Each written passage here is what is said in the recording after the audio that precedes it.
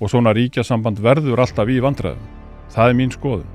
Ef við berum saman Bandaríkin og Evrópu, og þetta hugmynd Evrópu sinnanna að það verði til eitthvað mótvægi við Bandaríkin. Bandaríkin byggja á 4 hugmyndum. Það á fánanum, það á tungumálinu, það á hugmyndafræðinni og það ameríski draumurinn. Ekkert af þessu til í Evrópu. Það alla þjóðir með sinn þjóðfána, með sitt tungumálið, með sitt drauminn og eiga enga sameiginlegan áfangastað. Þetta ferðalag mun aldrei enda vel. Og við sjáum átökin sem eru núna á milli Póllands og Brussel, milli Ungverjalands og Brussel og þetta að fara gerast víða, Ítalíu núna og Brussel. Ég ekkert bjartsýnn á framtíð þessa sambands. Já, Hermann, hvernig líður okkur? Jú, býsna vel. Það ekki bara? Vel, jú. Olíutunna komin upp í 113, þannig að þetta bara allt eins og þetta á að vera. Já, markaðarnir fannir á flug og eins og alltaf gerist þegar það er stríð. Já, og þá sem það ekki þekkja. Við erum nú í samstarfi, ég er náttúrulega í samstarfi við Poulsen. Þú ert með Poulsen og Kemi. Já. Og það hefur enda verið, ég fengi beiðni að fá þig í þátt sko, þannig að ég loksins að verða við því. Ég veit ekki af hverju ég er ekki búinn að dröslast til að gera það. En hingað ertu komin. Já. Byrjum bara breytt. Hvernig líst þér á þetta? Það er ESB-innganga sem ég veit að þú ert á móti. Það er erfitt viðhorf víða á hvað var að segja, efnahagssviðinu. Stríð í Miðausturlöndum. Hvað finnst þér vera merkilegast af þessu?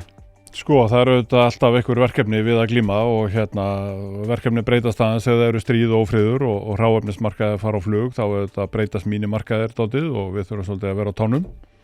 Og við erum búin að vera að móttaka síðustu daga, bæði uppsagnir á vellistum og tilkynningar yfirvofandi hækkanir og svo framvegis. En vonandi stendur þetta nú ekki lengi og menn á að klára þetta stríð frekar fljótlega þannig að það komist aftur á eðlilegt reynsli og þá verðlækkun á hrávörumörkuðum. Það er það sem mikilvægt. Nú þetta ESB-máli síðan auðvitað eitthvað sem er dálítið stórt mál og ég er dálítið hissa á því að það skulle vera komið svona langt. Þannig flokkur sem að fékk 15% atkvæðamagn í síðustu kosningum. Hann er komið með þetta mál alla leið þannig að það er að fara inn í þingi til umræðu um að taka upp þjóðaratkvæðagreiðslu. Þegar að kosningarnar fóru fram í nóvember 24 þá var engin meirihluti á þjóðinni fyrir því. Þessi meirihluti er heldur ekki til á Alþingi og samt á að fara að vaða í þetta verkefni núna þegar að nóg annað er að snúast. Og við erum bara að sjá auðvitað hvernig þessu vindur fram. Ég er auðvitað harður andstæðingur og ég þarf engan Excel til að reikna mig í plús eða mínus í því. Það bara forfeður okkar börðust fyrir sjálfstæði Íslands og við náðum sjálfstæði 1974 og það er engin stjórnmálamaður, hvorki í Viðreisn eða öðrum flokkum sem hefur leyfi til þess að afsala sér sjálfstæði þjóðarinnar.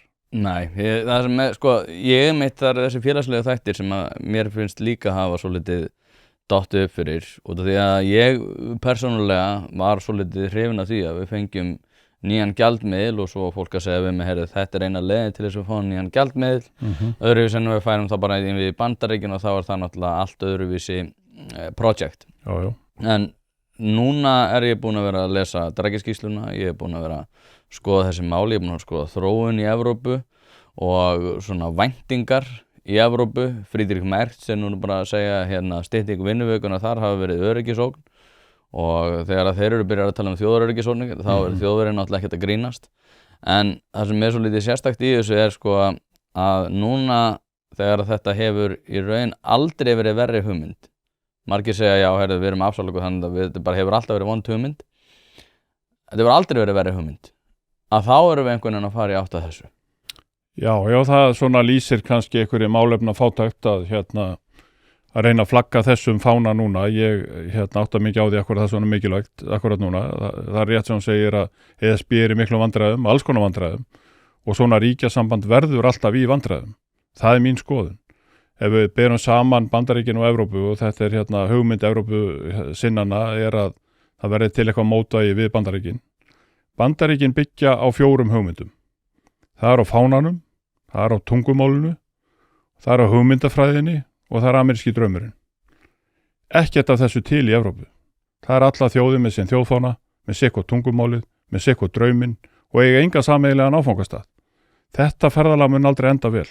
Og við sjáum átökin sem eru núna á milli Póllands og Brussel, milli Ungverjalands og Brussel og þetta að fara gerast víða, Ítalíu núna og Brussel. Ég ekkit bjartsýnn á framtíð þessa sambands. Nei. En það ekki ástæðan fyrir minni skoðun. Mín skoðun bara einfallega svo að Ísland var eitt fátækasta land í Evrópu fyrir 70 ára síðan. Við höfum haldið vel á okkar spilum. Við höfum gert ótrúlega hluti í orkumálum og hitaveitu og nýtt okkar auðlindir í sjó og til lands eins og svo bestur á kosið. Þjóðin komin í fremstu röð í heiminum og þá dettur okkur í huga að stíga inn í skuldabandalagið í Evrópu. Bara óskiljanleg hugmynd. Ég bara skil ekki fólk sem heldur þessu á lofti að þetta sé frábær hugmynd. Og þessi gjaldmiðlamál í mínum huga, jú, þetta óþægindi. En það ótrúlega marga þjóðir sem myndu vilja skipta á þessum óþægindum við þau lífskjör sem við höfum í dag. Já, ég var að birta á Facebook í gær. Það stendur ég varpaði þessu upp hliðina mér. ESB vill ekki Ungverjaland 2 og segir að Evrópusambandið veltir nú upp hvernig með að koma í veg fyrir að ný aðildarríki fari á skjön við gildi sambandsins eftir að þau komast inn. Svo kemur Evrópusambandið veltir, já það sama. Lýðræði og réttaríkið eru tvær af megin stoðum Evrópusambandsins.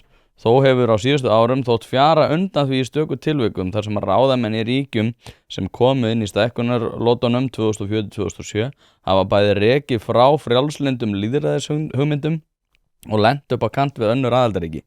Það sem mjög svo magna við þetta, og núna var einhver að setja út á það að ég var að segja að þetta var náttúrulega mjög ólýðræðisleg hugmynd, að þá var fólk að segja nei, þeir samþyktu þetta og þeir vildu frekar gera þetta svona og þar að leiðandi fyrir þetta lýðræðinu. Og þá velti ég fyrir mér, það samt búið að vera að selja með það að þetta sé ekkert framsal og það búið að selja með það að þetta muni ekki koma til með að valda því að við höfum ekki í rauninni rétt á því að ráða okkur svolítið sjálf í flestum atriðum. En þetta þannig bara verið að segja bara svart á hvítu, bara þið ráðið ekki ykkar málum. Já, og það auðvitað hugmyndin á bakvið ESB og hefur verið síðustu 25-30 ár að það sé mikilvægt að Evrópa verði sambandsríki til þess að geta staðið upp í hárunum Bandaríkjamönnum sem í sjálfu sér bara slæm hugmynd og áttu auðvitað fyrst og fremst að vera að rækta þá styrkleika og kosti sem að hvert land og hvert svæði hefur en ekki að vera herma eftir einhverjum öðrum. Og mér hefur bara þótt lýðræðishallinn í þessu, hann auðvitað æpandi, það eru örfáir einstaklingar sem ráða því hverjir sitja þarna í framkvæmdaráðinu, framkvæmdastjórninu og er framkvæmdastjóri ESB og ekkert að þessu fólki hefur heillað mig mjög mikið og við heyrum alveg mótmælaraddirnar inn á Evrópuþinginu þeir á að valta einhverjum málum í gegn sem að fólki í aðildarlöndunum líst ekkert á og þá því bara samt valtað í gegn. Þannig að þjóðin eins og íslenska þjóðin hefur aldrei verið betur upplýst. Aðgengi að upplýsingum hefur aldrei verið meira í mannkynssögunni og þá mikilvægt að við afhendum frumkvæðið og völdin til einhver annara en sjálfur okkar. Við höfum staðið okkur betur en flest allar aðra þjóðir í því að bæta hér lífskjör og lífsgæði. Þannig að já, þetta bara svolítið eins og að sameina Reykjavík og Raufarhöfn. Ég skil ekkert í þessari hugmynd hjá þingmönnum Viðreisnar. Nei, það margt mjög einkennilegt við þetta. Ég líka búin að pæla í því að núna þegar allir virðið svo vera að Evrópusambandið hafi einhliða farið gegn undanþágum sem að Írar hafi fengið og Írar eru með þannig einhver örfá prósent og gátu því ekkert gert í þessu. Þannig að það sem að mér mun þykja merkilegt í þessum viðræðum, segjum svo að við förum í þess aðildarviðræður, að þá Þorgerður Katrín búin að bara fullyrða það að við munum ekki afsala okkur neitt af okkar auðlindum og ég bara ok, frábært, þá í fyrsta lagi náttúrulega þetta ekki að fara að gerast en í öðru lagi gott að þú haldir í það prinsip. En ég svo lítið smeykur því ég fíla Þorgerði Katrínu mjög mikið en ég pínu smeykur við það að hún komi þá fram og kallir þá bara leiðréttingu eða stoppa í götin og þá var komin einhver nýyrði yfir það hvað að framselja auðlindinar yfir í eitthvað annað regluverk. Já, þá heitir þetta bara samstarf og samvinna eða eitthvað slíkt en það auðvitað og ég held sé mjög mikilvægt að menn haldi því á lofti, það ekki farið í aðildarviðræður, það auðvitað farið í aðlögunarviðræður og það búið að prófa þetta, við pröfum þetta 2010 til 12 eða hvað það var og þetta gerist bara þannig að embættismenn frá Brussel setjast bara niður með kafla númer eitthvað og segja hvað eru þið búinir innleiða því sem hér stendur og íslenskir embættismenn verður bara að svara því og það sem út af stendur, það þarf að fylgja því áætlun, hvenær við erum búin að breyta lögum og reglum í þessa veru og það er ekki neitt að semja og það var bara frábært að RÚV skyldi birta viðtal þess efnis núna fyrir nokkrum dögum að það er ekkit neitt að semja nema tímafrestin sem það tekur að klára lagabreytingar og þá þarf ekki að vera að velta þessu fyrir sér. Er Ísland að fara í viðræðu til þess að brjóta ESB á bakaftur? Það er enginn í ESB að bíða eftir því að við göngum þarna inn. Þannig að við erum bara að banka þarna á dyrnar og segja megum við vera en við viljum ekki fylgja reglunum. Það sjá allir hvað þetta er frálegt. Hlaðvarpið er í samstarfi við fiskhúsið.is. Fiskhúsið.is er heildverslun fyrir veitingamenn sem vilja það ferskasta og það besta fyrir sína kúnna. Hvort sem það er fyrir veitingareksturinn, hótelreksturinn, mötuneytið eða hvað annað, þá ferðu inn á fiskhúsið.is til að sjá það gríðarlega úrval sem að strákarnir hafa upp á að bjóða. Ef að þú vilt hið ferskasta og hið besta, þá gerir þetta sjálfsögðu almennilega, ferðin á fiskhúsið.is. Það er ekki til sú spurning sem að strákarnir hafa ekki svarið við, þannig að enn og aftur fiskhúsið.is til að fá ferskasta og besta fiskinn á landinu. Já, ég veit ekki sko, ég er samt alveg bjartýnsk, ég meina það er alveg sjens að Evrópusambandið er rétt úr kútnum, það er alveg og þegar þú talaðir einmitt sko að mismunandi lönd ættu að geta þá bara keppt innbyrðis til þess að þetta hámarka arðsemi sem er náttúrulega gildir allan rekstur allstaðar, að að bæði lönd og fyrirtæki og fleiri keppist það að búa til bestu lífsskilyrðin, hafa bestu vöruna, en ég hef svona alltaf haldið í framsöldu við okkur er ekki bara Evrópusambandið meira eins og Sviss, þar sem þeir eru bara eins og kantónur sem eru að keppa innbyrðis, að því þeir séu ekki með sameiginlega krafta þegar á því að þarf að halda, en það sé svona keppt innbyrðis, en það er virðist vera og það er bara viðurkennt innan Evrópusambandsins að við erum bara að fara búin að regluvæða okkur í drep og við erum með meira að segja sko ofan á reglukerfi, þá erum við bara með sérkerfi það hversu mikið við með að losa. Þannig að allar losunarheimildir eru settar undir einhverja fáránlega staðla. Við erum meira að reyndar að apa þetta upp en því að segja já, steypan okkar þarf að vera kolefnisjöfnuð og allt þarf að vera einhverjum lífsferilsgreiningum til þess að við drefum okkur ekki að næstu 50 árunum og við bara já, þetta er eðlilegur rekstur. En það er auðvitað bara að vera að grafa gröfina og það eru mjög margir með skópla á lofti að stinga upp garðinn og reyna að gera sem mest ógagn. Og ég held að við séum alveg til þess fallin sjálf að halda bara vel á okkar spilum og við höfum að treysta bæði Íslendingum og stjórnmálamönnum íslenskum til þess að halda áfram að byggja upp þetta samfélag. Það hefur gengið vel og við höfum að halda áfram á svona braut. Já, en hvernig hefur þetta verið fyrir þinn rekstur? Þú hefur þetta einhver bein áhrif? Bæði EES-samningurinn en líka svona það reglur sem að Evrópusambandið hefur verið að setja undanfarnum árum. Sko, eftir að Sjálfstæðisflokkurinn felldi niður öll vörugjöld á Íslandi 2016 eða 17, þá hafa vörugjöld bara ekki verið neitt issue í innflutningi á Íslandi. Þannig að það eina sem verið er að fikta í af stjórnmálamönnum eru vörugjöld á bílum og það hefur auðvitað áhrif, hvernig sem á því er haldið, skiptir miklu máli, en önnu vörugjöld, það eru auðvitað einhverja matvörur sem falla þarna undir. En í mínu rekstri þá bara hefur þetta engin áhrif sko, ekki nokkur. Nei, einmitt. Við færum okkur það aðeins frá Evrópusambandinu og tölum bara hagkerfi á Íslandi. Núna er náttúrulega svolítið verið að bítast það, núna augljóslega munu kjarasamningar bresta 1. september. Ég var að segja það núna í þætti, ég skil ekki okkur við erum að ræða þetta undir þeim formerkjum að þeir munu ekki bresta. Þeir eru fallnir. Nú þurfum við bara að fara að taka ákvarðanir út frá því hvað við gerum í því og en ríkisstjórnin virðist hafa minni áhyggjur af þessu, að svo virðist. Þrátt fyrir það að dómsmálaráðherra sé að standa sig vel og Jóhann Páll er með mjög skemmtilegar hugmyndir það hvernig hann ætlar að auka orkuöflun, að þá er efnahagsmálin í svo litlum ólestri. Hvernig lestu þú í þessu stöðu? Sko, efnahagsmálin eru kannski ekki í miklum ólestri en ég hefði viljað stíga miklu fasta niður í ríkisfjármálum. Ég hefði viljað styðja Seðlabankann mikið betur í þeirri baráttu að ná niður vöxtum. Núna þessi barátta svolítið að tapast vegna þess að hærri verð á heimsmörkuðum í hráefnum að fara að skemma fyrir þessu ferli og hvorki Seðlabankinn eða íslensk stjórnvöld hafa neitt það að segja. Þannig að sko mér fannst það vera svona kannski helsta ábyrgðarleysið í efnahagsmálunum að það var ekkit farið í það að reyna að naga niður ríkisútgjöldin. Ég hefði viljað fara í það að fækka ríkisstofnunum, ég hefði viljað loka nokkrum stofnunum til sparnaðar, einfalda reksturinn og regluverkið, en Íslands hagkerfi búa við ótrúlega meðvind síðustu 10 ár og það hefur ekki verið mjög erfitt að reka fyrirtæki með þokkalegum hætti síðustu 10 ár.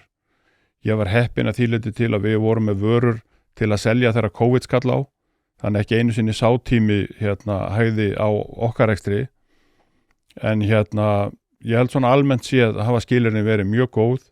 Núna 26 sjáum við að það að hægja á, það fleira fólk atvinnulaust, það einhverjir veitingastæðir konur í þrot, það minna að gera, við vorum að auglýsa laust starfum daginn, það komu 250 umsóknir bara á 3 dögum og svo framvegis, þannig að við finnum að þessi stefna Seðlabanka sem að kæla hagkerfið, hún klárlega að virka út frá svona vinnumarkanum séð. Eftirspurnin aðeins minni, loðnuvertíðin gaf svona pínu búst í þetta, smá vítamínsprautu. Og Guðmundur Fertram. Og Guðmundur Fertram náttúrulega búin að gera stórkostlega hluti fyrir land og þjóð og ættum nú að gera eitthvað sérstætt fyrir hann, ég veit bara ekki alveg hvað það ætti að vera, en þetta þvílíkt afrek að öðru verður ekki sama jafnað held ég sko, upp úr garði eins manns. En svona almennt séð hagkerfið í ágætu sjálfvægi, segir ríkisútgjöldin og há, ríki að borga allt og há laun og það eru svona einhverju hluti sem þetta að tvíka til. En það ekki bullandi óstuð í atvinnulífinu í dag sko. Nei, ég sko, nú ég í sjálfstæðan rekstri og það eru náttúrulega að borga laun og ég hef svona verið að hugsa það sko að að þegar maður í litlu rekstri eins og hjá mér sem maður ekkert með gríðarlega mikla fjármuni en maður í svona allum uppvexti og maður að pæla í því hvernig maður getur úthlutað verkefnum til þeirra sem að standa sig vel í því. En þá reki mig alltaf á það sko bara það að vera í litlum rekstri til dæmis og setja einhvern á launaskrá bara í grunninn fásinna út af því að það bara svo mikill kostnaður að vera með einhver starfsmann. Ekki út af því að ég ekki sáttur með það að borga hann laun. Nei. Heldur bara allt það sem að kemur í ofanalag sem að kemur ekki einu sinni fram á sko launaseðlinum hans. Já. Þannig að þetta miklu hærra heldur en að fólk oft gerir sér grein fyrir. Já. En ég hef náttúrulega, þú vorst að tala atvinnuleysi og við erum búin að tala að svona hagkerfið, ég segi ólestri, þú segir ekki alveg ólestri, en ég segi núna samt þegar að það að harðna í þessu, að þá finnst mér eins og að planið sé eitthvað sem að þurfi að endurskoða, þrátt fyrir það að sé ekki alveg horfir ekki til þess. En ef við höldum okkur bara við þennan afmarkað hluta bara, að ráðinn starfsmann í dag versus fyrir 5 árum, hvað út af þessum kostnaði og út af öllum þessum gjöldum sem þarf að borga og þetta dót, eitthvað þar sem hægt að endurskoða? Já, örugglega, það ekkit kannski sem hefur gerst á síðustu 5 árum sem hefur breyttið svo mjög mikið, ekki annað en að launin búin að hækka óskaplega mikið á þessum tíma og það hefur auðvitað farið út í verðlagið og það ástæðan fyrir því að verðbólga há, það eru auðvitað há laun og við erum búin að taka út úr hagkerfinu alveg gríðarlega mikla kaupmáttaraukningu. Það engin þjóð gert annað eins í því að bæta kaupmátt sinna þegna eins og Íslendingar og þetta endar auðvitað allt í verðlagi fyrir rest. Sko, ég held að ef við skoðum svona aðeins prinsipin að ef við skoðum til dæmis lífeyrismarkaðinn að þá auðvitað sífellt verið að bæta í bætur, ellilaunin og bætur og þá sagt við vinnandi fólk, fjölskyldur í þessu landi, heyrðu, nú þurfum við að borga aðeins meira því að við þurfum að hækka bæturna hjá þeim sem ekki að vinna. Ok, fólk lætur þetta yfir sig ganga og borgar aðeins meira og svo kemur ríki og segir, heyrðu, augnablik við skuldum nokkur 100 milljarða inn í lífeyrissjóð ríkisstarfsmanna sem alltaf að tekka upp með verðbólgunni. Þið þurfum líka að borga aðeins meira fyrir það. Já, ok, heyrðu, við höldum áfram að vinna og reynum að borga aðeins meira. Heyrðu, já, það er nú ekki allt komið enn sko, því að þeir voru að borga 12% í lífeyrissjóð, en núna þurfum að borga 15,5%. Þannig að þarf að vera almennlegu lífeyrir þegar þið hættið að vinna. Þannig að þið þurfum að borga aðeins meira. já, frábært. Þetta bara það sem að vinnandi fólki er boðið upp á. Hlaðvarpið í samstarfi við Happy Hydrate en eins og ég hef nefnt áður þá nota ég bæði steinefni og kreatín daglega og þau gera lífið betra. Og nú komin nýjung þar sem að þú getur notað afsláttarkóðan 1pæling til þess að fá 25% afsláttur úr skráirði í áskrift og frían brúsa með. Svo 15% afsláttur hvern mánuð eftir það. Þetta sjálfsögðu steinliggur ef þú ert að nota þetta á annað borð en einnig tilvalið tækifærið fyrir þá sem að vilja prófa og ég lofa ykkur að þið munið ekki sjá eftir því. Steinefni gera daginn einfaldlega betri og með því að nýta þennan afsláttarkóða ertu að sjálfsögðu að styðja við það að ég búi til þetta efni. happyhydrate.is skráið ykkur í áskrift. Nei, þú ert líka að gleyma langstærsta atriðinu. Já. Að þeir segja ofanalega, við ætlum að líka setja frumvarpinn í gegn sem mun koma til með að auka stórkostlega í hópi þeirra sem að þurfa að reiða sig á þessar bætur. Já, já. Þannig að þegar þið loksins hættið að vinna, algjörlega. Þá það nú bara orðið 50-50 hvort að þið fáið að njóta einhvers af þess ágóða. Algjörlega, og það auðvitað ískikilegt hversu stór hópur orðinn skráður með örorku og utan vinnumarkaðar og þetta bara þjóðhagslega stór hættulegt. Já, ég því ég trúnaðarmaður hjá Samhyggi sem þess stærsta aðildarfélaginu BSRB og ég veit að þeir vilja sparka mér en það bara vinnustæðunum sem getur sparkað mér og þeir eru ekki að gera það og það kjósa mig alltaf á hverju ári á 2 ára fresti, ég man nú ekki alveg hvernig þetta en allavega að þá hef ég verið að fá meiri svona upplýsingar það að trúnaðarmenn eru að fá beiðnir þess efnis hvernig þeir eiga að snúa sér til þess að fá örorku. Okay. Og þá hafa þær kannski lent í einhverju slysi eða eitthvað, það amar ekkert að þeim sko. En þau vita aftur móti að þetta orðið svolítið svona eins og veikindadagarnir sko. Já, já. Þetta orðið bara réttindi. Já, já. Og ég að vinna með fötluðum. Já. Og ég veit að þeir reiða sig á líka bætur. Og ég alltaf að segja við fólk sko að þegar ég að tala þetta kerfi, þá ég að tala fyrir hagsmuni þeirra. Já, já. Því það ákveðin hlutdeild sem við getum borið að greiða inn í þessa sjóði. Já, já. En ef að þetta verður of og fyrir að verða þannig hvatakerfi eða það fyrir að verða skynsamlegra að vera á örorkubótum heldur en að vera á vinnumarkaði eins og í dag, að þá erum við bara að fara að eyðileggja kerfið innanfrá og þá munum við bara lenda á einhverju vegg þar sem enginn mun geta þegið þessar bætur sko.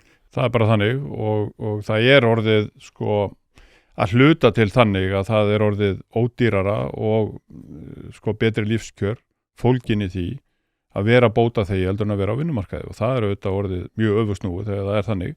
Hvatinn til þess að fara út á vinnumarkaðin og bæta sín hag og auka sína tekjur og allt þetta, það svona grundvöllurinn að því að vel gangi.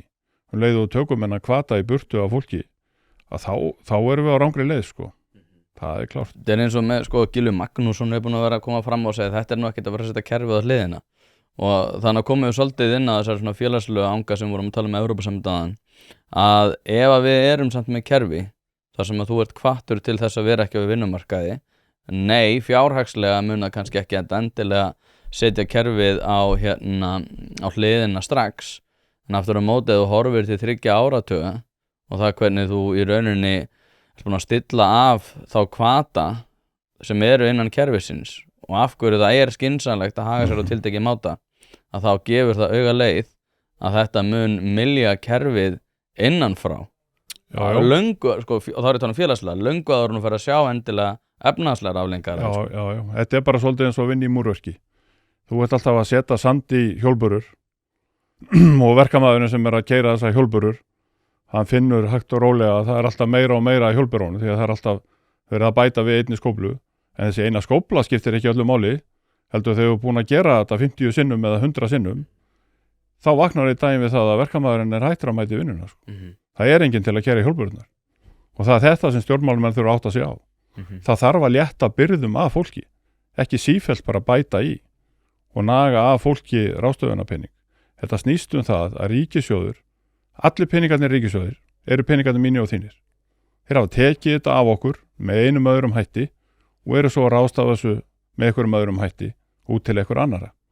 Og á einhverju tímapunkti gerist það bara á Íslandi eins og hefur gerst í mörgum löndum í kringum okkur, að fólki sem finnst of langt gengið, annarkvæmt hættir að vinna eða flytur í burtu.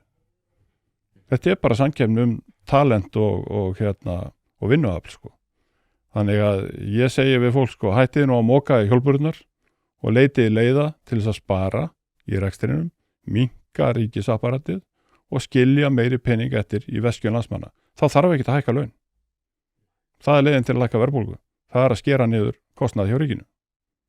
Já, ég líka, sko, ég náttúrulega búin að vera mikið að hugsa þetta, svona þess að félagslegu þætti, ég var búin að vera hugsa hugtök eins og, sko, elja og dugnaður og vinnusemi. Þau hafa einhvern veginn fjarað þess undan slíkum hugtökum. Já, hvar hefur þú fundið þessu orð? Ég bara las það í einhverjum bókum, ég veit ekki eins og hvað þau þýða, sko. En það ekki grunnskólakerfið að kenna manni það. Heldur að fyrst og fremst að þú að vera berist fyrir jöfnuði og fleira því líkt, sko. Eða bjarga heiminum, því að vera eða 20% af þinni skólagöngu fyrir framan Alþingishúsi öskrandi með eitthvað skonar plakkart. En nei, sko, líka það engin latur í dag. Nei. Það var að letingi, sko, það var einu sinni hugtak sem og fyrir þá sem ekki þekkja, það var það hugtak sem að þýðir sem að vera andstæðan við vinnusemi og dugnað. Það að sinna ekki sínum skildum og nauðsynjum. Vera latur og hiskin, þetta í gamla daga. Nákvæmlega, en það engin latur í dag. Nei. Ég man eftir lötu fólki, sko, þegar ég að stíga mig fyrstu skrifa á vinnumarkaði, þegar maður kringu 20, þá var fólk glatt. Núna engin latur. Nei. Nú eru allir bara bara misvel stemdir. Já, þeir eru greindir, misvel stemdir og svo þeir búin að stjarfræðileg aukning í einhverjum alls konar greiningum sem að þekktust ekki einu sinni fyrir einhverjum árum. Já. En þetta allt bara orðið gott að blessa og það bara, við þurfum bara að koma til móts við þessa hópa. Já. Þetta líka bara að þú hugsaðir þetta, að þú ert að vinna í einhverju deild og það eru kannski 10 manns í deildinni, 2 mæta illa og eru reglulega veikir og aðri 4 eru hundlatir og skilnist litlu og komast upp með og hinir sem eftir bera upp í deildina og eru kannski að vinna 80% af vinnunni. En allir eru á sama kaupi, sko, af því að það er svo mikill jöfnuður í samfélaginu, sko. Það alveg augljóst að þessi duglegu að fara að vinna ekstra annar staðar. Já. Það enda bara þannig. Já, það er náttúrulega bara þannig og það sem samt líka slæmt í þessu þegar maður þekkir þetta hjá hinu opinbera að, sko, kerfislegi viljinn til þess að ekki kerfislegi viljinn, kerfislegu þættirnir í rauninni trompa vilja þess millistjórnanda sem að sjá eitthvað augljóst talent. Ég vitna nokkur sem þetta þegar ég var að tala heilbrigðiskerfi og gerði rannsókn á því að þá kemur einhver frá Yale, getur skorið upp örugglega svona 250% meira heldur en aðrir og eina sem að forstöðumaður skurðdeildarinnar gat gert var bara að segja, heyrðu, þú ert svona gamall, með svona reynslu, þú verður settur inn í hérna. Hann var nýkominn frá minnir Yale, þar sem hann var að bara vinna með bestu skurðlæknum í heimi og hann sagði bara, heyrðu, ef ég þarf að detta bara inn í einhverja kjaratöflu alltaf bara ferji og hann fór. Já. En við hefum samt getað grætt stórkostlega á því að hafa hann fyrir miklu minni fjármunni sem að við þurfum núna samt að vera að borga öðrum skurðlæknum sem gáttu ekki verið að skera snirtilega og velu upp, sko. Nei, það bara skiptir máli að veluna þá sem skara fram úr. Það bara skiptir öllu máli. Við sjáum þetta í íþróttunum, getum séð þetta í bíómyndum að þú veist, það einhver einstaklingur, ef þú setur hann á plakatið þá ertu bara garanteraði með 20 miljón gesti. Ef hann ekki á plakatinu þá koma 2. Þannig að það skara allir fram úr í einhverju og við sjáum þetta bara í kosningum. Það einhver stjórnmálumenn sem heilla fólk, dragað mikið atkvæðum og það enginn að velta því fyrir sér að það kannski 15 þingmenn að dragast inn með þessum öfluga stjórnmálumanni og þeir eru kannski misgóðir, þessi 15. En þetta bara kerfi sem við höfum byggt upp og við höfum að veluna fólk sem skara fram úr í þeirra skoðunar. Það er mjög mikilvægt að hafa ójöfnuð í samfélaginu. Hlaðvarpið er í samstarfi við heitirpottar.is, hvort sem þið vantar saltvatnspott, hitaveitupott, kaldan pott, sánuklefa eða hvað eina í heita pottinn, þá ferð þú inn á heitirpottar.is og lætur græja þig. Þjónusta og uppsetningum all land og nú er jafnvel hægt að fá sér smíðaðan sánuklefa, þar sem að þú færð sánuna nákvæmlega eins og þú vilt hafa hana. Það er ekki hægt að setja verðmiða á heilsuna eða samverustund með fjölskyldunni og því er mikilvægt að huga að báðu og það er nákvæmlega það sem að heitirpottar.is auðvelda þér að gera. Hvort sem þú ert að endurnýja gamla pottinn eða gera þetta frá grunni, þá getur þú sendt skilaboð á netinu eða bara einfaldlega kíkt í verslunina að Fosshálsi 13 en þar er opið alla virka daga milli 10 og 17 og á laugardögum milli 10 og 14. Ekki drolla við þetta, þú veist að þið langar í heitan pott og sánu heimtíðin, heitirpottar.is græja þetta fyrir þig. Já, ég meina Þeir sem leggja meira á sig en hinnir, þeir bara uppskera betur. Já, það er nefnilega eitt af því sem fólk talar alltaf bara jöfnuður er grunnforsenda velmegunar út af því að þá einhvern veginn erum við ekki svona rosalega þá var enginn í svona öfundsverði stöðu en ég var mitt hugsaði líka ég meina en hversu, jöfn eigum við þá að vera. Akkurat. Ertu að tala um það og við þekkjum þetta eins og þú varst að segja á öllum öðrum sviðum að ef einhver leggur meira á sig, bara litla gula hænan, ef þú leggur meira á þig, þá muntu uppskera meira. Það er sem að Larry Elder er að tala hann er svo mikið að berjast fyrir svona hugarfarsbreytingu þeldökkara í svona inner cities eins og það heitir og þar er hann einmitt að segja bara, þú ert með ákveðin spilahendi en alveg sama hvernig því líður ef að þú vinnur, bara vaknar hverjum degi og vinnur mikið og vinnur vel, að þá muntu lenda ofan á. Það skiptir engu máli í rauninni í svona langflestum tilfellum hvaða spil úr með hendi en ef þú einhvern veginn vilt sannfæra þig alltaf að þú hafi verið hræðilegt og allt sem að kemur fyrir í þínu lífi sé einhvern veginn öðrum að kenna að þá verður það þannig, það er svona self-fulfilling prophecy eins og sagt þér Já, Íslandi er alveg land tækifæranna og ég meina það er urmull af fólki hér á Íslandi sem hefur efnast fyrir eigin ramleik og bara efnast duglega og það er auðvitað besta sem við getum séð í frjálsu samfélagi að menn fá einhverja hugmyndir, láta til sín taka, stofna kannski fyrirtæki eða rekstur og hafa svo bara fínt upp úr í. Þetta er íslenski draumurinn hann er ekkert ólíkur ameríska draumnum að þessu leyti og þú veist, fólk sem hefur verið að kaupa sér fasteignir, það er í 2 vinnum, það er í 3 vinnum, það gerir allt til þess að hafa í sig og á þannig að mannsæmandi sé. Þetta er auðvitað dugnaðurinn sem þetta land byggðist á. Það dugðist ekki, Ísland var ekki byggt upp á fundarherbyggi, það var byggt upp með höndunum. Gleyma því svolítið. Við eigum það til allavega, en kannski svo við færum þetta bara eins yfir í ég fór að spá í þessu út af því að núna hefur hlutabréfamarkaðurinn ekki kannski endilega verið upp á marga fiska eins og við myndum allavega vilja hafa hann. Og ég hef verið að pæla í þessu núna sérstaklega þegar við erum og Þorsteinn Víglundsson sagði náttúrulega við sem, ég held hann að vera að segja í gær, við erum að tala hérna saman á mánudaginn 9. mars.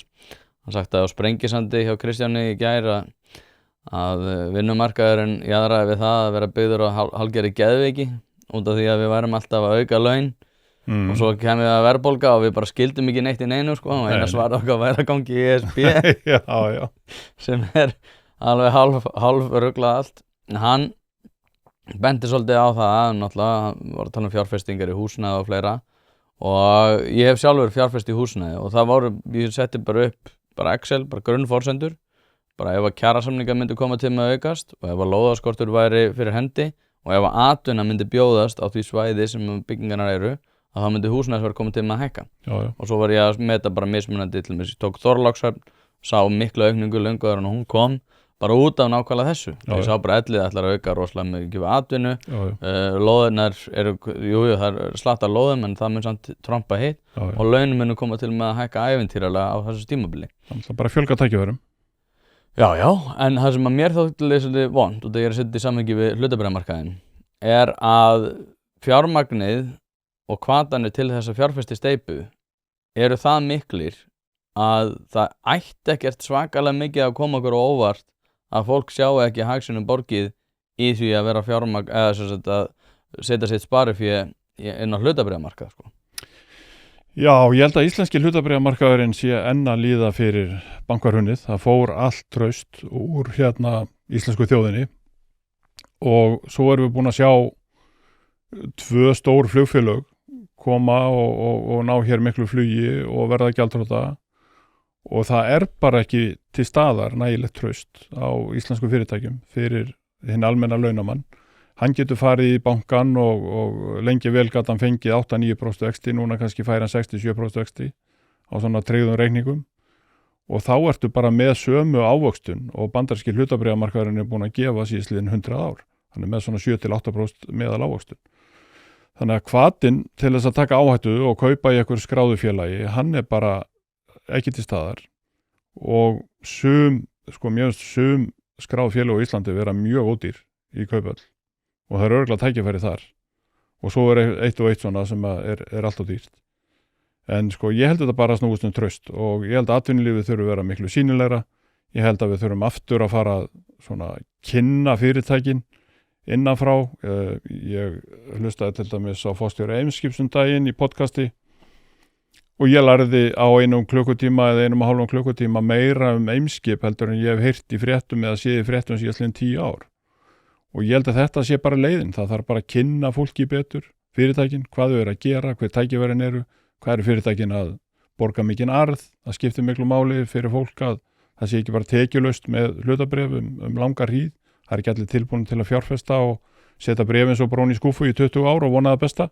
Menn eru svona í virkri stýringu, en fólk er kannski að selja fasteignir og er með laust fé og það setur þetta frekar enn á banka því að það treystir því ekki að kaupullin gefi neitt, sko. En það hefur hann ekkert gefið í 4,5 ár, sko. Nei. Var þetta ekki hjá Gísla Frey, hlaðvarpið? Jó, líklega, jú. Svo við kostum honum ekki undir vagninu með því að minnast á hlaðvarp. En ég er sammálar, það var gott hlaðvarp og líka hún Birna Ósk sem núna hjá Húsasmiðjunni. Jú. Hún hefur verið mikið í byrjaflutningum og ég reyndar frábær bók eftir það stólið úr mér maður. Man ekki eins og hvað hún heitið, allavega ég set hana kannski hliðina mér mann eftir byrðaflutninga og bara hvað áhrif það hefur og við erum náttúrulega að sjá það núna þegar Hormúzsundið er lokað og í rauninni þeir ætla að loka líka þannig að þess að Hormúzsundið er þannig aðeins innar í þessum firði þannig og svo kemur Ómanhafið þar er náttúrulega bara að heyja stríð þannig að Kúveit er einhvern veginn alfarið lokað og Sádi-Arabía líka er með að koma sinni olíu og fleira. Þannig að við erum á mjög skrýtnum stað hvað það varðar. Þá finnum við líka hvað byrðaflutningar eru ótrúlega mikilvægir. Skipta miklu máli. En þegar við erum að tala um byrðaflutninga hérna, þá erum við að tala um það hversu mikið við ætlum að kolefnisjafna flugin okkar. Já. Það er nú þetta alveg sér kategóri að þessi loftslagsumræða og ég veit ekki. Ég var nú í Kína síðastliðið haust og var þar á vörusýningum og ég held að þeir séu bara konir langlengst af öllum, sko. Og er ekki með neina kolefnisskatta. Þeir eru, ég var í Guangzhou sem er í Suður Kína og er 18 milljón manna borg og þar bara fannstu valla bensínbíl eða dísilbíl. Þetta var allt orðið rafbílar. Ég var fyrst fyrir tæplega 30 árum og þá sá maður ekki út raugunum fyrir Kólaríki.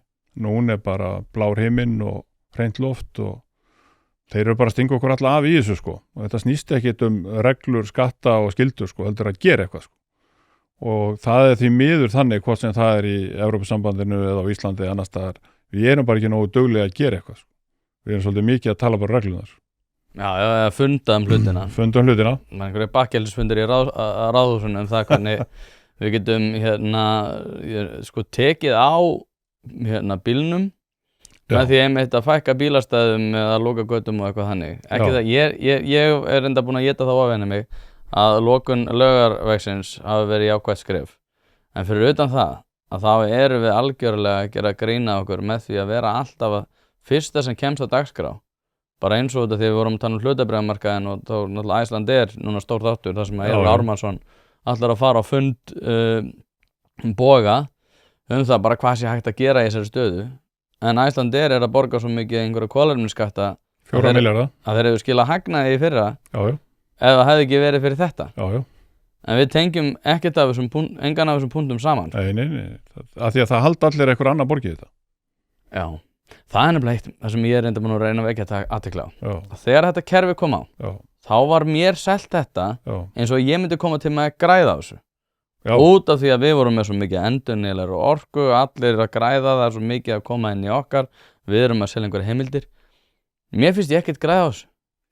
Nei, reyndar eru sko Landsvirkjun og Orkuveitan að græða peninga á þessu. Þeir eru að selja heimildir.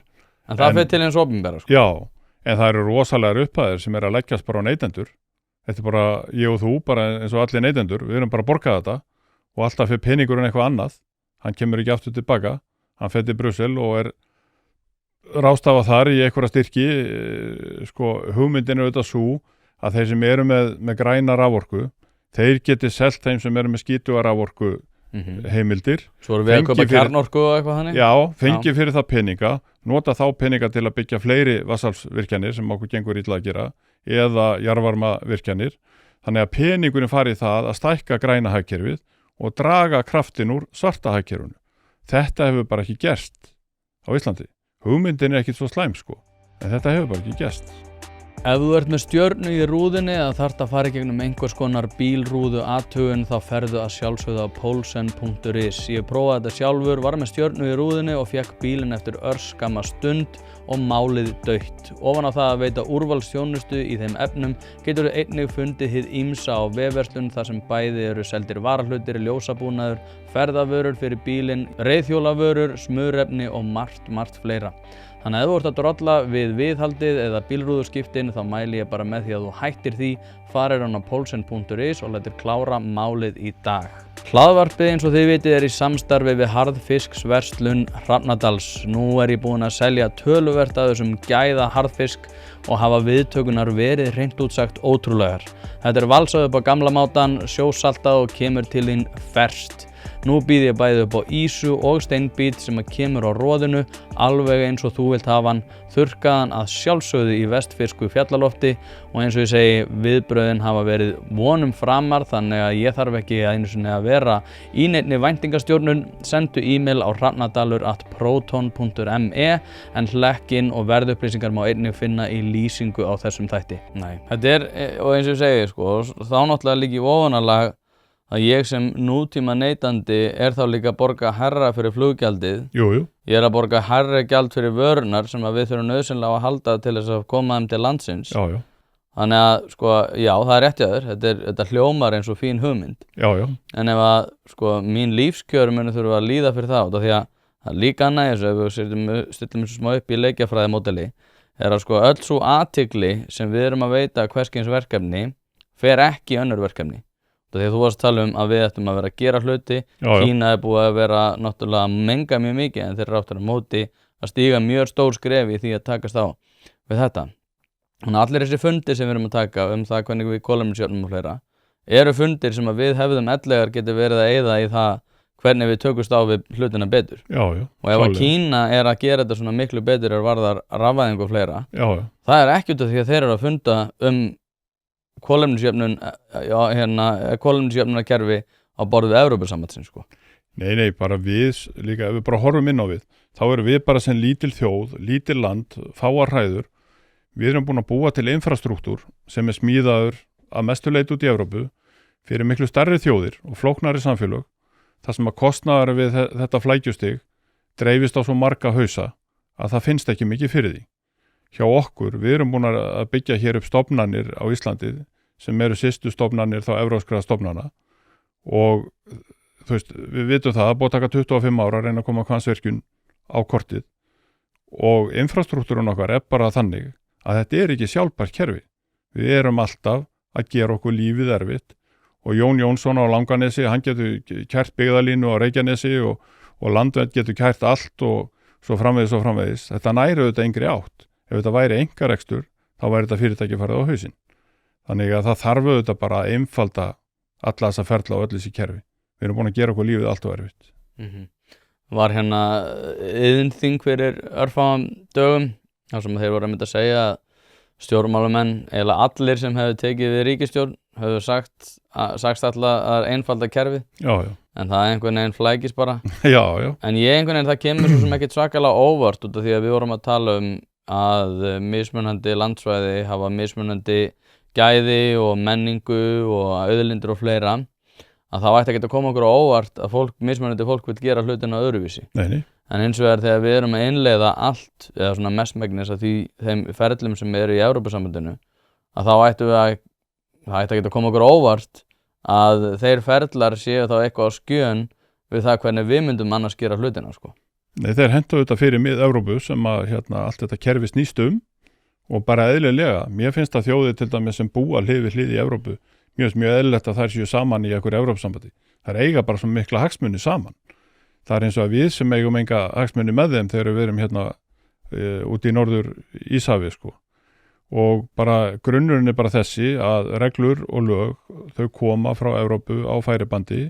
Íslensk stjórnvöld og íslenski þingmenn hafa bara ekki undan að huga að því hvað eru íslenskir hagsmunir, hvað ættu við að vera að gera hér í regluverki og svo framvegis, að því að þeir eru alltaf að taka við næsta pakka og næsta pakka og næsta pakka og innleiða þetta svo við verum ekki klöguð og kærð fyrir EFTA-dómstólnum eða einhverjum öðrum slíku stofnunum. Þetta eru auðvitað dálítið mikið spilavíti sem við erum konir í. Já, þetta er líka sko því að ég man ekki hvort þú munir þetta, það var hérna Snorri Másson var að tala um það að núna þegar að útlendingaumræðan var orðin náttúrulega miklu stærri og að við mættum ekki í rauninni haga okkar landamærum á tiltekinn máta út af því að það færi gegn EES. Og þá sagði Snorri bara, heyrðu, þá viljum við bara ekkert vera inn í EES-kerfinu undir þessum formerkjum. Og það fóru fram fótur og fit og allir einhvern veginn fóru á límingunum, bara við höfum aldrei grætt mikið á neinu samning og að við bara erum að græða. Og ég hugsaði sko að það sem er svolítið sérstakt við þessu umræðu, nú er ég alveg hlindur EES-samningunum þannig og þeim lífsgæðum, en svo umræða er oft háð eins og að EES-samningurinn hefði verið sko síðasti samningur sem að við hefðum mögulega getað undirritað. Það er að segja að ef að við hefðum, segjum svo að við hefum ekki innleitt EES eða einhver tímann sagt okkur úr honum, að þá myndu það sko sjálfkrafa því að við myndum ekki geta undirritað neina samninga í kjölfarið. Já. Þetta er svo skrítin umræða. Já.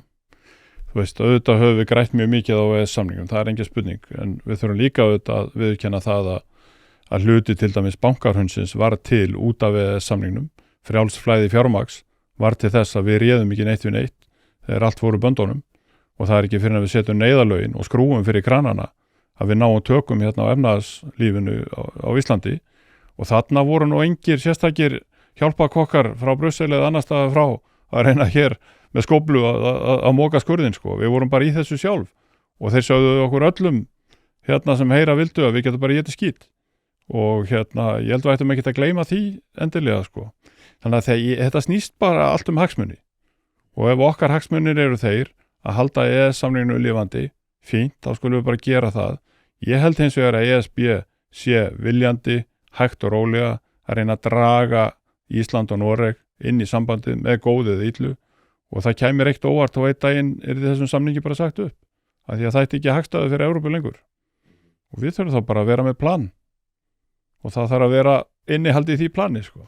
Já, þessi ríkisstjórn er með plan. Já, það vantar nú ekki. Nei, það sem er sérstætt í þessu sko er að maður einhvern veginn út af því að er svo mikið undir eins og þú segir, við höfum grætt á þessum EES-samning en ég einhvern veginn sko er alltaf að velta því fyrir mér sko hver munurinn er þá ef við göngum í ESB og erum með þennan EES-samning þá ennþá í gildi, ég veit ekki hvernig nákvæmlega það myndi vera. Hann fellur út. Já. En sko hver myndi þá breytingi verða? Við varum hana með, hvað var að segja, 400 til 1000 starfsmenn í Brussel. Jú, sko í grunninn breytir að því að Íslandi er bannað að gera milliríkjasamninga. Við erum að segja upp samningunum sem við erum með til þess við Kína. Við erum með loftfarasamning við Kína sem engin önnur þjóð í Evrópu náði á sínum tíma. Þannig okkur verið bannað að gera milliríkjasamninga viðskipti af því að ESB gerir alla slíka samninga. Við varum ekki með okkar eigin utanríkisstefnu af því að ESB sér utanríkisstefnuna fyrir öll aðildarlöndin og við bara höldum áfram þá að innleiða lög og reglugerðir ESB sem við erum undan þegin í dag af því að við erum ekki með alla þessa þætti starfseminar. Lög jafnbrautir til dæmis ekki við á Íslandi og þar alveg ekki innleidd á Íslandi og svo bara þetta samstarf Evrópu í öllum löndum, þú veist ef að það verður til evrópskur her eða eitthvað slíkt, þá verður við þáttakendur í því og svo framvegis. Við erum bara hætt að stýra bátnum sjálf. Það er bara komin annar skipstjóri upp í brúnna og við erum bara hásetar á dekkinu að hamast við að slægja fisk og það er einhver annar að keyra og við erum vonast til þess að hann keyri ekki upp í fjöru eitthvað staðar. Þannig að það er það sem breytist og það er það sem að ég myndi ekki vilja sjá. Ég hef þá trú á Íslandingum að okkur farnist best með því að sjá okkar mál sjálf. Við erum búin að sýna það síðustu 70 ár að það hefur gengið vel. Við erum að halda áfram á sömum braut og ef við gerum hlutina vel og rétt næstu 20 árin þá verður Ísland eitt af 3 ríkustu löndum í heimi sko. Og ég held að það sé ekki góð hugmynd að íslenski launamenn sé að vinna fyrir þeim halla sem er í Evrópu hjá þeim þjóðum sem að hafa ekki náð þeim lífskjörum sem við erum að ná. Það gleymist oft í þessar umræðu að við varum að fara að greiða 20 milljarða inn í sameiginlega sjóði til þess að byggja upp Búlgaríu, Rúmeníu, samgöngumannvirki og svo framvegis. Og ég held að við eigum bara nóg með okkur og eigum ekkert að vera að leggja okkur fram það sko. Jú, kæru hlustendur, hlaðvarpið er í samstarfi við fyrirtæki sem að vilja gera hlutina almennilega og eitt af þeim að sjálfsögðu Alvöru Bón. Alveg eins og þetta hlaðvarp leitast við að auka viðnámsþrótt samfélagsins, eykur Alvöru Bón endingartíma bílsins með því að halda honum hreinum og fínum. Hringið í síma 5880705 eða sendið á alvörubón@alvörubón.is. Nú ef að þú vilt einfalda þetta fyrir þér enn frekar þá kíkjuru bara á staðinn af Viðarhöfða 2A og lætur fagmenn sjá að bíllinn þinn sé hæfur til þess að vera séður á götunum. Nei, þetta er einmitt það sem hefur svolítið dottið upp fyrir sko, það eru færri lönd sem að vilja sækja aðild sem að eru rauninni ríkari en ESB. Já. Og það sem að mér hefur þótt svolítið vanta í alla þessa umræðu er umræðin nákvæmlega það og líka sem að ég er svolítið smeykur við og það er núna bara er það orðið frægt að Ísland er með fjármagnað lífeyrissjóðskerfi og við erum reyndar í svona keppast við það eða að stúta því en hvernig sé því liður? Það held ég ekki sko. Nei, við sjáum til. Já. En ég hef áhyggjur af því. En í Evrópu er það alls ekki þannig. Nei. Það sem ég hef svolítið verið að pæla í er hvort að við varum að fara inn í einhverja svona sameiginlega reglíf í þeim efnum. Hvort að skilur eins og lífeyrisskuldbindingar frakka eru náttúrulega bara hræðilegar. Þeir eru gjaldþrota. Og líka víðar í álfunni. Já. Það sem ég velti fyrir mér að jafnvel þó það sé ekki þannig í dag þá veitum við ekki til hvaða úrræða ESB mun grípa til hvort að þeir munu sjá í daginn fyrir sig bara við erum alltaf bara með ófjármagnað sumstaðar og fjármagnað sumstaðar við þurfum bara að taka þetta í eitt púk og útluta þessu þannig. Auðvitað verður á þannig að öll stór vandamál í ESB verða sameiginleg vandamál allra aðildarríkjanna þannig að þau verða leyst í sameiningu með peningum frá öllum. Það bara liggur fyrir. Og við sjáum núna til dæmis að Evrópski Seðlabankinn hann hefur farið í skuldabréfaútgáfur sem að var alls ekki hugmyndin þegar hann er stofnaður og það munu verða mjög alvarlega fjármálakrísur í Evrópu á næstu 10 árum sem að ég held að verði leystar en það verði ekki leystar án þess að það verði teknir peningar af skattborgurum í þessum löndum. Já, og svo náttúrulega líka bara með útlendingamálin sem eru náttúrulega búin að setja álfuna bara á rosalegan stað. Já. Það er bara, og þetta var allt náttúrulega, sko, fyrir 10 árum þá þótti það náttúrulega bara algjör rasismi að vera bara, sko, á annað borð að ræða þetta. Já.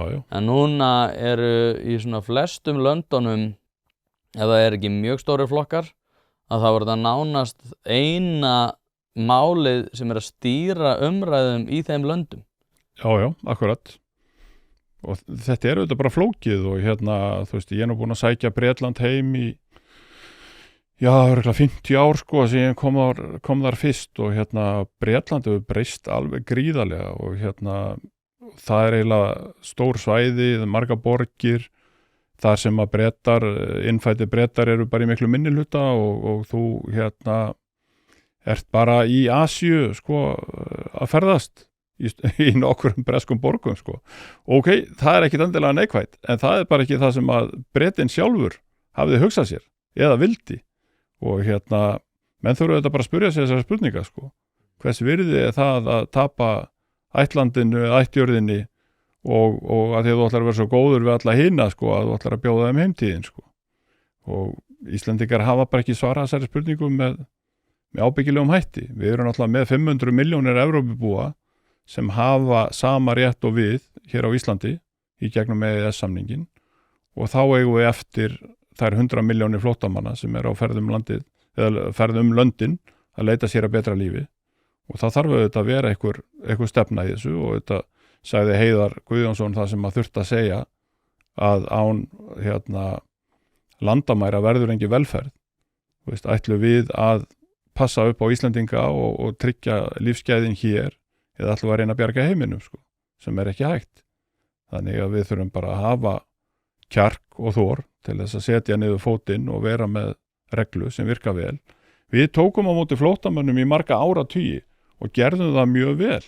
Við tókum á móti Víetnamum eftir stríðið þar og við höfum tekið fullt af fólki frá Afríku og frá Miðausturlöndum. Þá var það Rauði krossinn sem að fór í flóttamannabúðir og talaði við fjölskyldur og fann fjölskyldur sem að þeim leist vel á og fólk sem var tilbúið til þess að taka þátt í samfélaginu og var með börn og stabílir einstaklingar. Við höfum mjög góða reynslu af þessu. Við höfum hvað bestu reynsluna til dæmis af því fólki sem kom frá gömlu Júgóslavíu eftir stríðið þar. Frábær einstaklingar, gert mikið fyrir land og þjóð.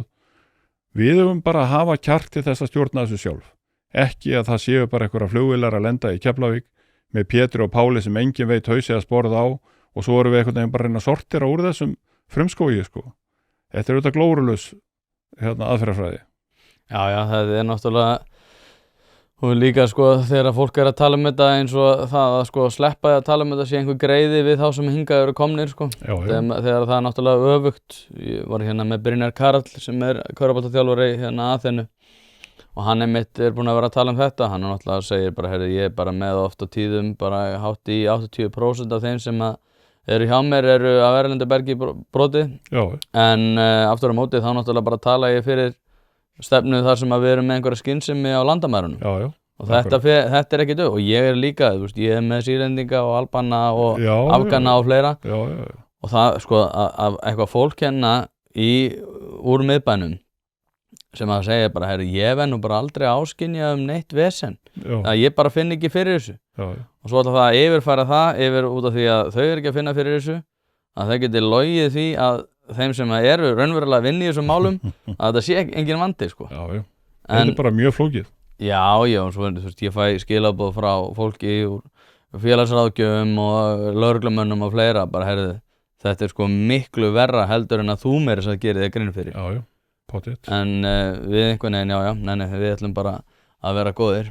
En ég ætla að spyrja þig bara að lokum það sem bara niður njörðum þetta koma að sinna á dagann, en bara að rekstrinum út af því að núna er nokkuð ljóst að ef að olíutunnun er komin upp í 113 og það mun það hafa verðbólgu áhrif áður en langt líður. Já. Ríkisstjórnin, hvað getur nú gert fyrir lítil og meðalstór fyrirtæki sem eru í svona ýmsum rekstri? Sko, það sem myndi gera mesta gagnið væri að taka baráttuna við verðbólguna alvarlega. Draga hressilega úr ríkisútgjöldum, hætta starfsemi ríkisins sem ekki þörf á, útvista verkefnum, einfalda sín eigin rekstur og þannig taka pressuna af Seðlabankanum sem að keyra í dag á allt og háum vöxtum. Það er óeðlilegt að íslenskt atvinnulíf þurfa að fjármagna sig á 10-12% vöxtum bara svona í daglegum rekstri. Það er óeðlilegt, það er allt og dýrt. Samkeppnisaðilar okkar erlendis að fjármagna sig á 4-6% vöxtum og það þarf bara alvöru inngrip frá ríkinu til þess að slá á þessa þenslu. Og aðilar vinnumarkaðarins, þeir skilja þetta að mínu mati. Þeir munu hins vegar ekkert gefa eftir ef þeir finna bara að ríkið ætlar að halda áfram að keyra upp laun ríkisstarfsmanna og vera hvergi með neina bremsu og nokkrum sköpuðum hlut. Nei, maður er búin að taka eftir þessu sko eins og með almannatryggingafrumvarpi sem var ræðið áðan. Að jafnvel sko vinstri sinniðustu aðalanir úr stéttabaráttunni eru bara að segja, nei, ég er alveg freka bilaður. En þetta er miklu meiri bilun heldur en þið gerir ekki grein fyrir. Þetta er ekki að ganga upp. Þetta bara gengur ekki upp. Nei.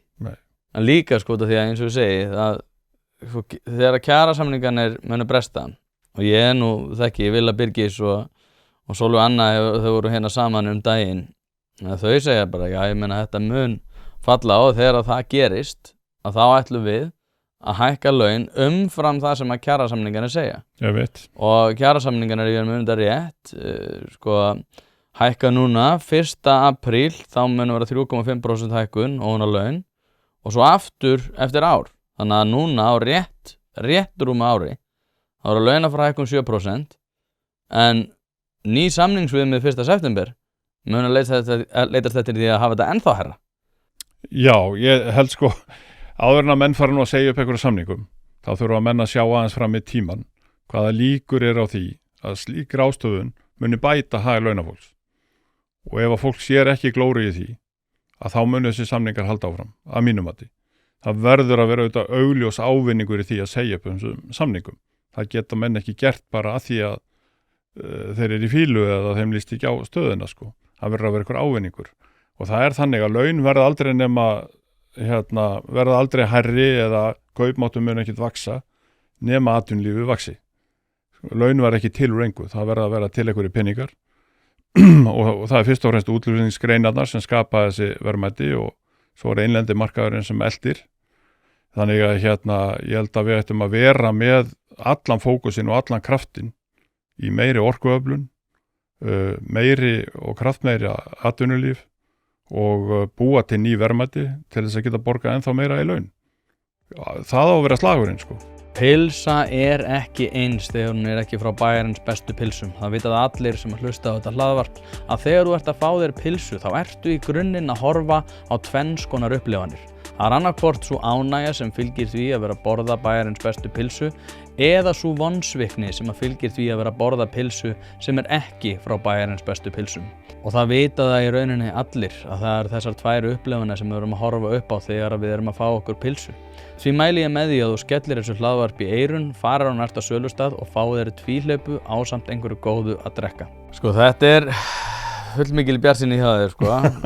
Út af því að við þurfum náttúrulega að horfa á sko hvernig hvatarnir eru stiltir af. Já. Hvatar ríkisstjórnarinnar eru í rauninni þannig að þau hafa hagsmuni af því fyrsta lagi náttúrulega að passa upp á það að þetta ESB-dæmi fari vel. Þau þurfa að passa upp á það að 16. maí munu þeirra flokkar fá þokkalega kjörsókn þegar þau hefur ekki að verjast. 1. september munu þeir aðilar vinnumarkaðarins sem koma saman. Þeir munu horfa til þess, já, ég gæti alveg horft til þess að ég vil auka kaupmátt og passa upp á það að fólk fari ekki í stórkostlegar uppsagnir og fleira. Hins vegar til skamms tíma að þá hef ég hagsmuni af því að fólk muni horfa á sinn launaseðil og sín lán og hugsa, frábært, núna aðeins hærri hlutdeild á launaseðlinum sem þá að virka í góðu samræmi við þau lán sem ég þarf að greiða af. Hvatanir eru ekki stiltið þannig að þau munu koma til með að horfa og segja, við ættum nú kannski bara að stilla þessar launakröfum í hóf út af því að Hermann Guðmundsson og aðrir eru búin að segja okkur að þetta muni allt fara í bála og brandi að vera ómikla launahækkanir. Nei, það verður örugglega ekki partur af þessari umræðu sko.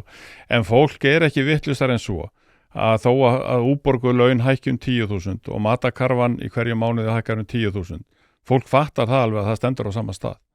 Eina sem gerist að fáum mánuði setna þá hækka matakarfan aftur og launin aftur og matakarfan aftur.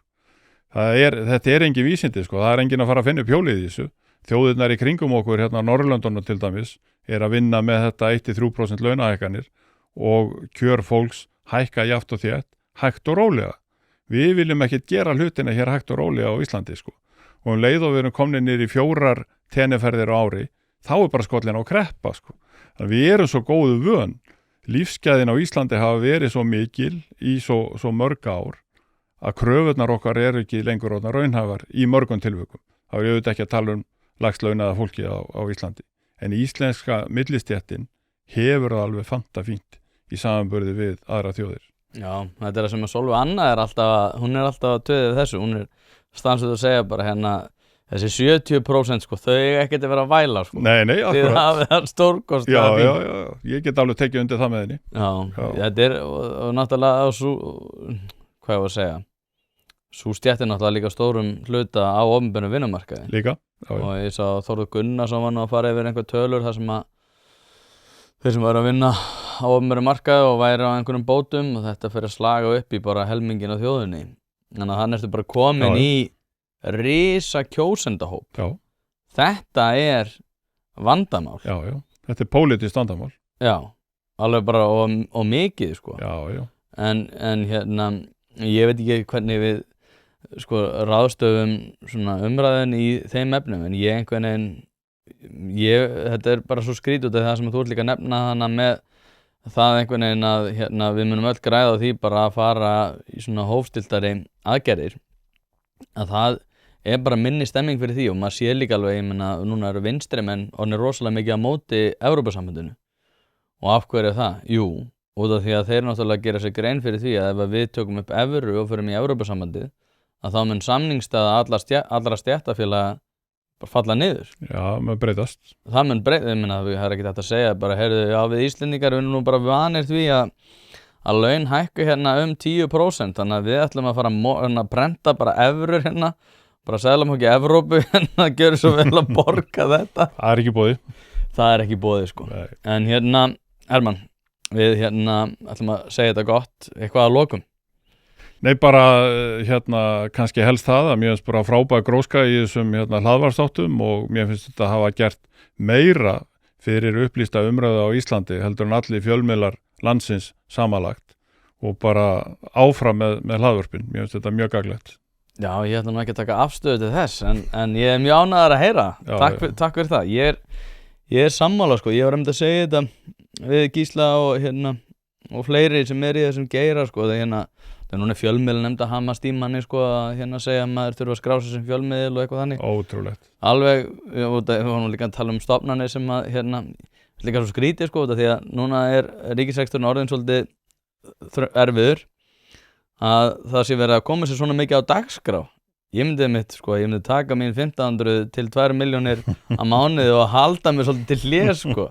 En nei, ég einmitt búin að segja við það sko, að út af því við erum augljóslega ekki fjölmiðlar, að bara hlaðvörp eru bara hlaðvörp. Það verið að tala um sko að skilgreina hlaðvörp, bara hvað eru hlaðvörp? Bara hlaðvörp. Bara fólk að tala saman. Og mér finnst líka, út af því að þú ert að tala um sem að ég get með minni hófstiltri hófsemi tekið undir að við erum að hafa áhrif á umræðina. Við ættum bara að geta staðið undir því að við erum bara hlaðvörp og það er bara það sem það er. Þarf ekki að skilgreina það frekar. Ekki frekar en Storytel. Nákvæmlega, hvað er Storytel? Það er góða punktur sko. En Hermann, við gerum þetta einhvern tímann aftur. Já. Ég ætla ekki að láta, hvað er komin 7 ár sem ég er búin að ríða sig, ég ætla ekki að láta 7 ár líða þangað þú kemur næst. Nei. Takk aðeinslega fyrir að koma og þangað til næst. Takk fyrir mig.